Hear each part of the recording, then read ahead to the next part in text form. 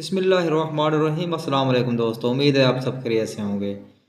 जैसे सर्दियाँ शुरू होती हैं सब्जियों की भरमार हो जाती है। कहीं से शलजम आ रहे हैं, कहीं से मूली आ रही है, कहीं से आलू, कहीं से पालक। तो इन सब्जियों के इतने फ़वाद हैं जो गिनने से हम कासिर हैं। हर किस्म की जो सबसे ज़्यादा सब्जियां होती हैं वो सर्दी के मौसम में होती हैं। दोस्तों इन सब्जियों में से कुछ ऐसी हैं जो हम कच्ची खाएं तो ज़्यादा फ़ायदेमंद होती हैं।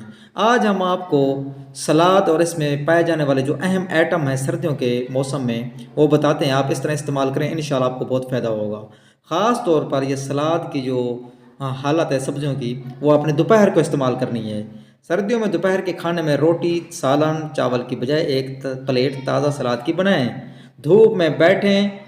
सलाद भी मौसमी सब्जियों का हो, वो सब्जियां जो ज़मीन के अंदर होती हैं, जैसे चिकंदर हो गया, गाजर हो गई, मूली हो गई, खीरा हो गया, बंद गोभी वगैरह। इनके टुकड़े बना लें, काट लें, ऊपर नींबू निचोड़ लें।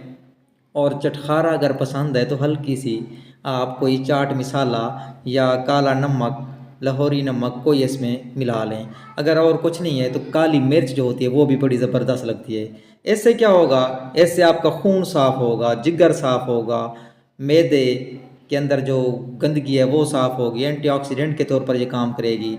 आपके जिस्म के अंदर खून की रवानी सही होगी, आपको भूख लगेगी। जिनको भूख नहीं लगती वो 2-3 दिन इस्तेमाल करें, इंशाल्लाह देखना मोटापा कम होगा। और इस तरीके से आप इसको इस्तेमाल करेंगे 2-3 दिन, आपको बड़ा मज़ा भी आएगा। सब इस्तेमाल करें, बच्चों को भी इस्तेमाल कराएं, ख़ुद भी इस्तेमाल करें और इससे भरपूर लुत्फ़ उठाएं। ख़ास तौर पर ये जो चुकंदर है ये सर्दियों में होता है, जो ये वैसे ही ज़बरदस्त होता है। इसको खाने से बंदे का चेहरा लाल हो जाता है, खून साफ़ हो जाता है, जिगर की तमाम बीमारियां ख़त्म हो जाती हैं। लेकिन एक ख़ास ख्याल रखना है कि इस तरह की सब्ज़ियां जो हैं कच्ची खाने के बाद पानी हरगिज़ नहीं पीना आपने। इस तरह की वीडियोज़ के चैनल को सब्सक्राइब फरमा दें। अल्लाह हाफिज़।